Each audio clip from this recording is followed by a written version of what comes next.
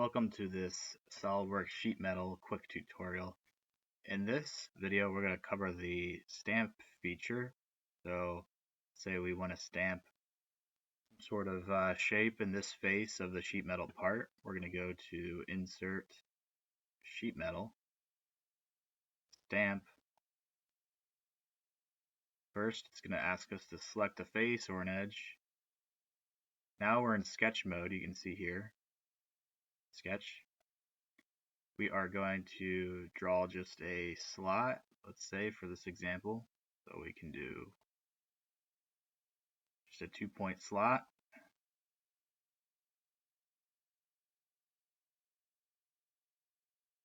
And exit the sketch. Now it immediately gives us a preview of which way it's going to stamp that slot. Let's say we want to flip the direction outward. You can see that preview there. We can adjust the thickness, radius if we want, punch radius. Let's see what that looks like. You can see now that we have officially made a stamp feature. That's going to do it for this quick video, guys. Subscribe to the channel, like this video.